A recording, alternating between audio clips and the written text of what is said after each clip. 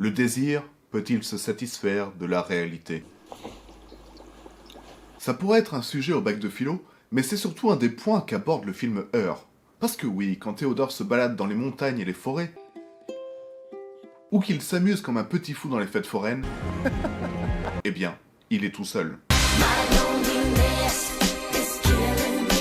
Certes, Samantha, celle qu'il aime, celle qu'il désire est avec lui, mais elle n'est que le fruit d'un logiciel qui interagit avec notre protagoniste à travers une interface à contrôle vocal.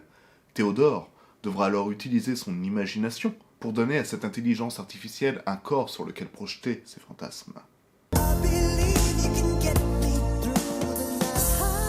Cela renvoie à une scène au début du film où Théodore, lors d'une relation sexuelle téléphonique avec une inconnue surnommée Sexy Kitten, se met à penser à la photo d'une jeune actrice enceinte qu'il avait vue auparavant dans un magazine.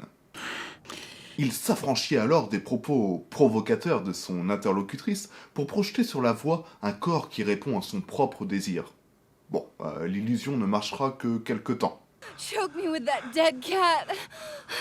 Une voix permet donc d'avoir virtuellement une infinité d'apparences. Et cela est illustré au moment où l'on voit Théodore allongé sur la plage en train de discuter avec Samantha.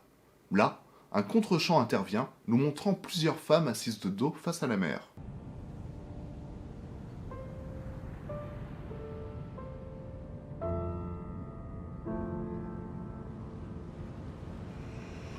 Ce plan correspond au regard de Théodore et nous montre ces femmes aux apparences diverses comme étant autant de corps possibles pour Samantha. Toutefois, alors que leur relation évolue et devient de plus en plus érotique, Samantha propose à Théodore de faire appel à une véritable personne pour prendre physiquement sa place. I found a girl that I really like and I've been emailing with her. Her name is Isabella and I think you'd really like her too. Bon, il accepte à contre-cœur et reçoit chez lui une femme équipée d'une oreillette et d'une caméra qui vaut pour les yeux et les oreilles de Samantha. Samantha told me to give you these. It's a camera and an earpiece.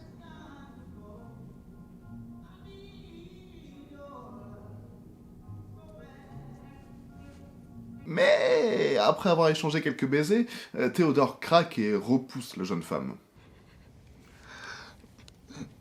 This feels strange. What, baby? What is It it? just feels strange. I don't know her and I'm so sorry, but I don't know you. Il est incapable de voir Samantha dans ce corps qui lui est étranger.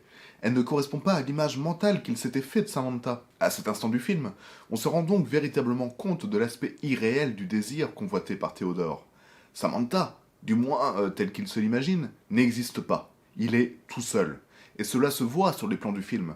Par exemple, quand Théodore et Samantha discutent ensemble, il n'y a pas de chant contre chant, comme on le voit usuellement au cinéma lors d'une conversation. So we can both feel really good about that. Great, thanks. Hey, you okay? Yeah, I am. La caméra reste sur Théodore, le montage n'ayant pas d'autre choix que de le montrer seul. De plus, il est régulièrement filmé en plan moyen, ce qui permet d'accentuer son isolement. Ainsi, quand il est assis sur un banc, on voit qu'il est seul. What are you doing? I'm just looking at the world and writing a new piano piece. Oh yeah, can I hear it? Quand il est chez lui, on voit qu'il est seul. Hey, do you want to go on a Sunday adventure with me? Yes, I would love to. Même quand il est sur une plage bondée, eh bien, il est seul.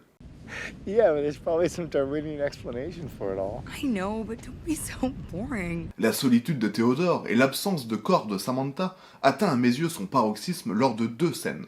Tout d'abord, il y a ce passage où ils sont invités chez un couple d'amis.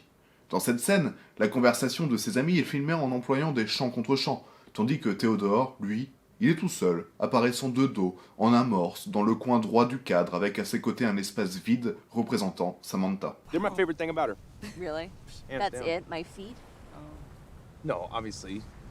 Ensuite, il y a ce bref plan où Théodore est sur le pont supérieur d'un bateau. La proue de ce navire est parfaitement centrée dans l'image, créant un effet de symétrie qui se retrouve faussé par l'absence de Samantha aux côtés de Théodore.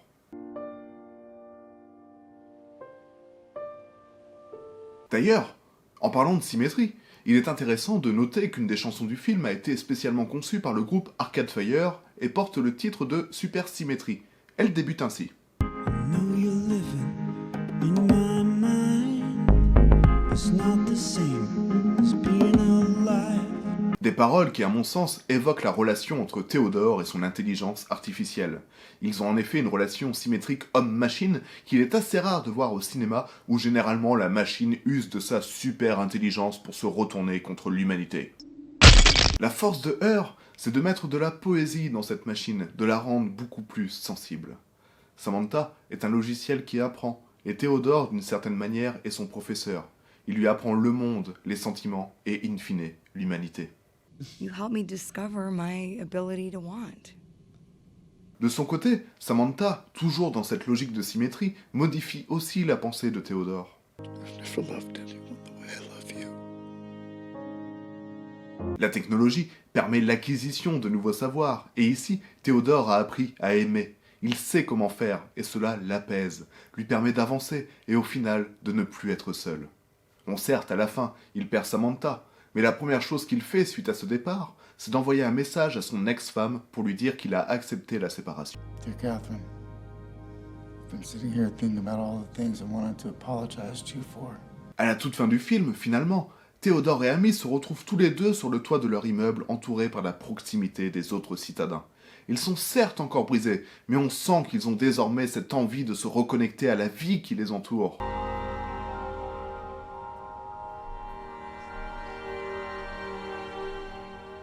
Et enfin, pour terminer, j'aimerais vous parler un peu plus de Samantha. Quand on y réfléchit bien, on peut penser qu'elle est l'équivalent d'une prostituée. Elle a en effet été achetée par Théodore et lui procure au final une satisfaction sexuelle contre de l'argent. Mais ce qui est beau avec elle, c'est la liberté qu'elle possède. On pourra certes objecter qu'elle n'est que la pièce consentante d'un patriarcat évident, mais en réalité, elle fait le choix d'être la servante non pas d'un seul individu, mais de plus de 600. À mes yeux, elle symbolise la revendication féministe et plus globalement la revendication humaniste, car elle n'appartient à personne.